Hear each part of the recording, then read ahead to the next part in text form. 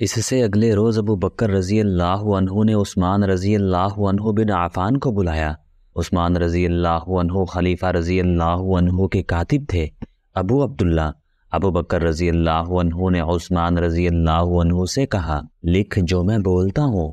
انہوں نے لکھوایا، بسم اللہ الرحمن الرحیم۔ یہ وصیت ہے جو ابو بکر بن ابو قحافہ نے اس وقت لکھوائی ہے جب وہ دنیا سے رخصت ہو کر موت کے بعد کی زندگی میں داخل ہو رہا تھا۔ ایسے وقت پکا کافر بھی ایمان لے آتا ہے، اور جس نے کبھی سچ نہ بولا ہو وہ بھی سچ بولنے لگتا ہے۔ میں اپنے بعد عمر بن خطاب کو تمہارا خلیفہ مقرر کرتا ہوں۔ تم سب پر اس کی اطاعت فرض ہے۔ میں نے تمہاری بھلائی اور بہتری میں کوئی کسر نہیں رہنے دی۔ اگر عمر نے تم پر زیادتی کی اور عدل و انصاف نہ کیا تو وہ ہر انسان کی طرح اللہ کے حضور جواب دہ ہوگا۔ مجھے امید ہے کہ عمر عدل و انصاف کا دامن ہاتھ سے نہیں چھوڑے گا۔ میں نے جو فیصلہ کیا ہے اس میں تمہاری بھلائی اور برائی کے سوا اور کچھ نہیں سوچا۔ وصیت لکھواتے لکھواتے ابو بکر رضی اللہ عنہ پر غشی طاری ہو گئی تھی۔ انہوں نے یہاں تک لکھوایا، میں اپنے بعد عمر بن خطاب کو، اور وہ غشی میں چلے گئے۔ عثمان بن عفان رضی اللہ عنہ نے خود یہ فکرہ مکمل لکھ دیا، تمہارا خلیفہ مقرر کرتا ہوں۔ تم سب پر اس کی اطاعت فرض ہے۔ میں نے تمہاری بھلائی اور بہتری میں کوئی کسر نہیں رہنے دی۔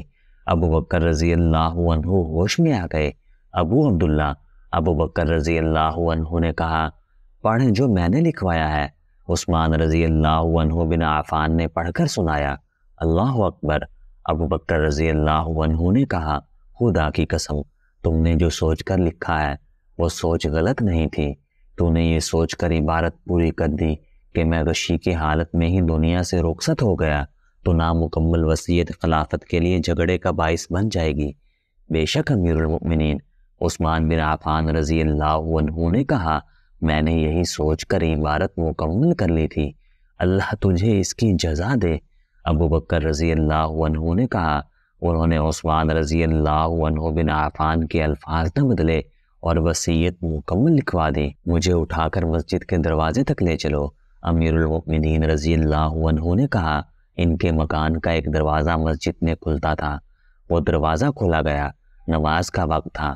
بہت سے لوگ مسجد میں آ چکے تھے۔ ابو بکر رضی اللہ عنہ کی زوجہ اسماء بنت عمیس دونوں ہاتھوں سے سہارا دے کر مسجد والے دروازے تک لے گئیں۔ نمازیوں نے انہیں دیکھا تو متوجہ ہوئے۔ میرے بھائیوں، ابو بکر رضی اللہ عنہ نے نکاحت کے باوجود بلند آواز سے بولنے کی کوشش کرتے ہوئے کہا، کیا تم اس شخص پر راضی ہوگے جسے میں خلیفہ مقرر کروں؟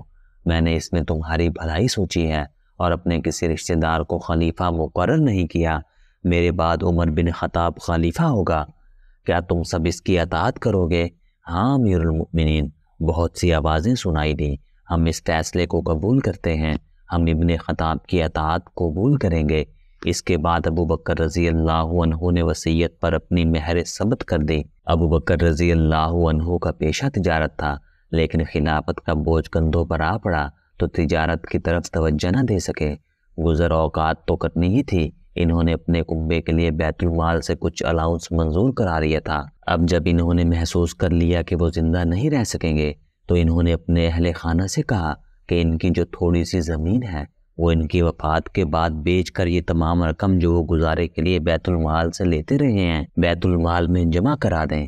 سب میرے قریب آ جاؤ۔ ابو بکر رضی اللہ عنہ نے آخری وقت اہل خانہ کو بٹھا کر کہا، مجھے صرف 2 کپڑوں کا کفن پہنا کر دفن کرنا۔ تم دیکھتے رہے ہو کہ میں ایک ہی کپڑا پہنا کرتا تھا، اس کے ساتھ ایک کپڑا اور ملا لینا۔ ان کپڑوں کو پہلے دھو لینا۔ ہم 3 نئے کپڑے لے سکتے ہیں۔ عائشہ رضی اللہ عنہ نے کہا، کفن 3 کپڑوں کا ہوتا ہے؟ نہیں عزیز بیٹی۔ ابو بکر رضی اللہ عنہ نے کہا، کفن تو اس لیے ہوتا ہے کہ جسم سے کوئی مواد اور نمی نکلے تو اسے کفن چوس لے۔ کفن پرانے کپڑوں کا ہوا تو کیا، نئے کپڑے پہننے کا حق زندہ لوگوں کا ہے۔ مجھے غسل اسماء بنت امیس زوجہ دے گی۔ اگر اکیلے غسل نہ دے سکے تو اپنے بیٹے کو ساتھ لے لے۔ اتنے میں اندر اطلاع دی گئی کہ عراق کے محاذ سے مثنہ بن حارثہ آئے ہیں۔ گھر کے کسی فرد نے کہا کہ امیر المؤمنین رضی اللہ عنہ اس وقت بات کرنے کے قابل نہیں۔ امیر المؤمنین رضی اللہ عنہ قدرے درشت لہجے میں کہا، اسے آنے دو، وہ بہت دور سے آیا ہے۔ جب تک میرا سانس چل رہا ہے میں اپنے فرائض سے کوتاہی نہیں کر سکتا۔ مثنیٰ کو اندر بلا لیا گیا۔ انہوں نے جب ابو بکر رضی اللہ عنہ کی حالت دیکھی تو پشیمان ہو گئے اور بات کرنے سے جھجکنے لگے۔ مجھے گنہگار نہ کر ابن حارثہ۔ ابو بکر رضی اللہ عنہ نے کہا، ہو سکتا ہے تو مدد لینے آیا ہو، اگر میں تیرے لیے کچھ نہ کر سکا تو اللہ کی باز پرس پر کیا جواب دوں گا یا امیر المؤمنین؟ مثنیٰ بن حارثہ نے کہا، محاذ ہمارے قابو میں ہے، حالت ہمارے حق میں ہے، لیکن تعداد کی کمی پریشان کرتی ہے۔ مسلمان اب اتنے نہیں رہے کہ انہیں فوج میں شامل کر کے محاذوں پر بھیجا جائے۔ جو جہاد کے قابل تھے وہ پہلے ہی محاذوں پر ہیں۔ امیر المؤمنین کے حکم سے ان لوگوں کو مجاہدین کی صفوں میں کھڑا نہیں کیا جا سکتا تھا جو مرتد ہو گئے تھے۔ میں یہ درخواست لے کر آیا ہوں کہ ان میں بہت سے ایسے ہیں جو سچے دل سے اسلام قبول کر چکے ہیں اور محاذوں پر جانا چاہتے ہیں۔ کیا امیر المؤمنین انہیں فوج میں شامل ہونے کی اجازت دیں گے؟ ابن خطاب کو بلاؤ۔ امیر المؤمنین رضی اللہ عنہ نے کہا۔ عمر رضی اللہ عنہ دور نہیں تھے، جلدی آ گئے۔ ابن خطاب امیر المؤمنین رضی اللہ عنہ نے عمر رضی اللہ عنہ سے کہا، ابن حارثہ مدد مانگنے آیا ہے، یہ جو کہتا ہے ایسا ہی کر اور اسے فوراً مدد دے کر محاذ پر روانہ کر، اور اگر میں اس دوران فوت ہو جاؤں تو اس کام میں رکاوٹ نہ ہو۔ عربوں میں روایت تھا کہ باتیں شاعرانہ الفاظ اور انداز سے کیا کرتے تھے۔ خلیفہ اول ابو بکر رضی اللہ عنہ کی نزاع کے وقت کی چند باتیں تاریخ میں محفوظ ہیں۔ ان کی بیٹی عائشہ رضی اللہ عنہ ان کے ساتھ لگی بیٹھی تھی۔ انہوں نے باپ کو نزاع کے عالم میں دیکھ کر اس وقت ایک شاعر حاتم کا ایک شاعر پڑھا، نزاع کا عالم طاری ہوتا ہے، سانس نہ آنے سے سینہ گھٹنے لگتا ہے، تو دولت انسان کی کوئی مدد نہیں کر سکتی۔ نہیں بیٹی، ابو بکر رضی اللہ عنہ نے نحیف آواز میں کہا، ہمیں دولت سے کیا کام؟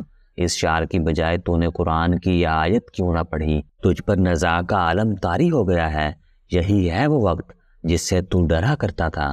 ابو بکر رضی اللہ عنہ کی زبان سے یہ الفاظ نکلے تو انہیں آخری ہچکی آئی۔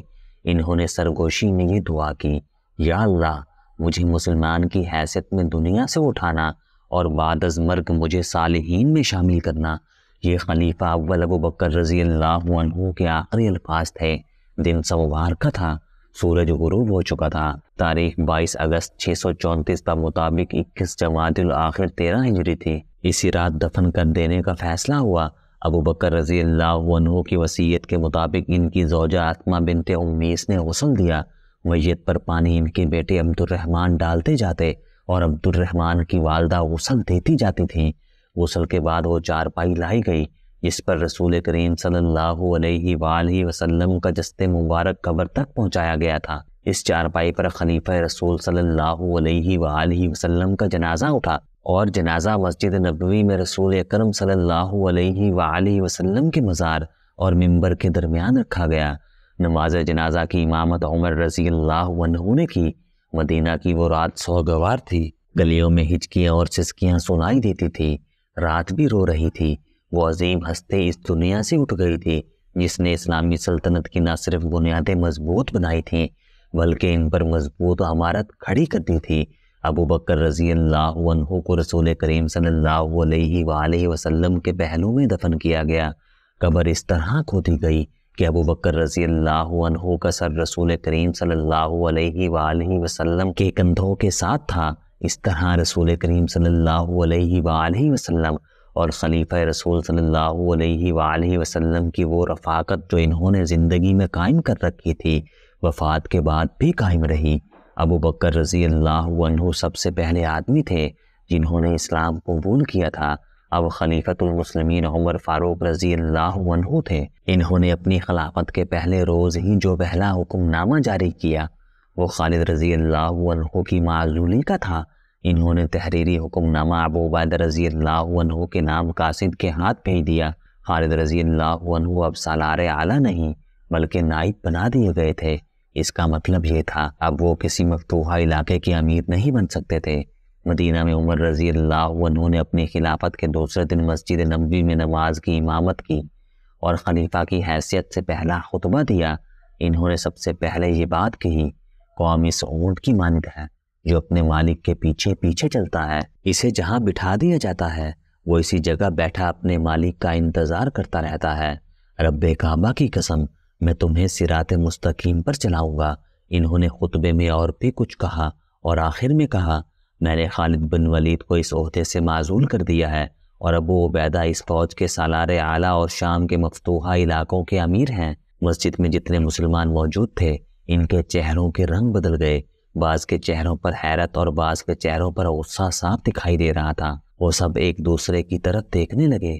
خالد رضی اللہ عنہ کی فتوحات تھوڑی اور معمولی نہیں تھی۔ ابو بکر رضی اللہ عنہ ان کی ہر فتح اور ہر کارنامہ مسجد میں بیان کرتے تھے اور یہ خبر تمام در عرب میں پھیل جاتی تھی۔ خالد رضی اللہ عنہ کی زیادہ تر فتوحات معجزہ نما تھیں۔ اس طرح خالد رضی اللہ عنہ سب کے لیے قابل احترام شخصیت بن گئے تھے، مگر عمر رضی اللہ عنہ نے خلیفہ بنتے ہی خالد رضی اللہ عنہ کو معزول کر دیا۔ ہر کوئی عمر رضی اللہ عنہ سے پوچھنا چاہتا تھا کہ خالد رضی اللہ عنہ نے کیا جرم کیا ہے جس کی اسے اتنی سخت سزا دی گئی ہے۔ ان میں کچھ ایسے بھی تھے جو پوچھے بغیر عمر رضی اللہ عنہ کے فیصلے کی مخالفت کرنا چاہتے تھے، لیکن کسی میں اتنی جرت نہیں تھی کہ عمر رضی اللہ عنہ سے باز پرس کرتا۔ سب جانتے تھے کہ عمر رضی اللہ عنہ ابو بکر رضی اللہ عنہ جیسے نرم مزاج نہیں، اور ان کی طبیعت میں اتنی درشتی ہے جو بعض اوقات برداشت سے باہر ہو جاتی ہے۔ عمر رضی اللہ عنہ کا دور اسلام کی پوری تاریخ کا سنہرا دور ہے۔ یہ وہ زمانہ ہے جب مسلمان پوری طرح متحد تھے اور ان کی افواج روم اور ایران کے خلاف فتح پر فتح حاصل کیے جا رہی تھی۔ بلوچستان سے لے کر مصر تک علاقہ اسی دور میں فتح ہوا۔ صحابہ کرام رضی اللہ عنہ نے ان علاقوں کے عام لوگوں کو کیسر و کسریٰ کی غلامی سے نکال کر انہیں مذہبی اور دنیاوی امور میں آزادی عطا کی اور ایک نیا نظام معاشرت ترتیب دیا۔ اس دور میں صحابہ کرام رضی اللہ عنہ کے درمیان کوئی قابل ذکر اختلاف نہیں ہوئے۔ اس وجہ سے اس دور سے متعلق تاریخی سوالات بھی بہت کم ہیں۔ عمر رضی اللہ عنہ نے منصب خلافت سنبھالتے ہی پہلا کام یہ کیا کہ خالد رضی اللہ عنہ کو سپہ سالاری کے عہدے سے معزول کر کے ان کی جگہ ابو عبیدہ رضی اللہ عنہ کو سپہ سالار مقرر فرمایا۔ رسول اللہ صلی اللہ علیہ وآلہ وسلم نے انہیں سیف من سیف اللہ، یعنی اللہ کی تلواروں میں سے ایک تلوار قرار دیا تھا۔ صدیق اکبر رضی اللہ عنہ کے دور میں انہوں نے عراق کا بیشتر حصہ فتح کر لیا تھا اور اب شام میں اپنی غیر معمولی جنگی حکمت عملی کے جوہر دکھا رہے تھے۔ مسلم تاریخ میں اگر فوجی جرنیلوں کی رینکنگ کی جائے تو بلا شبہ خالد رضی اللہ عنہ اس میں پہلے نمبر پر ہوں گے۔ تاریخ کے ایک طالب علم کے ذہن میں یہ سوال پیدا ہوتا ہے کہ عمر رضی اللہ عنہ نے انہیں معزول کیوں کیا جبکہ خالد رضی اللہ عنہ کی کارکردگی غیر معمولی تھی۔ یہاں یہ واضح کر دینا ضروری ہے کہ عمر رضی اللہ عنہ نے خالد رضی اللہ عنہ کو معزول ہرگز نہیں کیا، بلکہ انہیں سپہ سالار اعظم کی بجائے سیکنڈ ان کمانڈ بنا دیا۔ اس کی متعدد وجوہات تھیں، جن میں سب سے نمایاں یہ تھے کہ خالد رضی اللہ عنہ جنگوں میں اپنی غیر معمولی شجاعت کی وجہ سے بہت زیادہ خطرات مول لے لیا کرتے تھے۔ آپ فی الحقیقت خطروں میں کود پڑنے والے انسان تھے اور بسا اوقات تھوڑی سی فوج کے ساتھ دشمن پر جھپٹ پڑتے اور اسے شکست دے ڈالتے۔ ابو بکر رضی اللہ عنہ اپنی احتیاط کے باوجود اس معاملے پر خالد رضی اللہ عنہ کو ڈھیل دیتے تھے۔ اس کے برعکس عمر رضی اللہ عنہ کی طبیعت محتاط تھی اور وہ مسلمانوں کو اندھا دھند خطروں میں ڈالنا پسند نہیں فرماتے تھے۔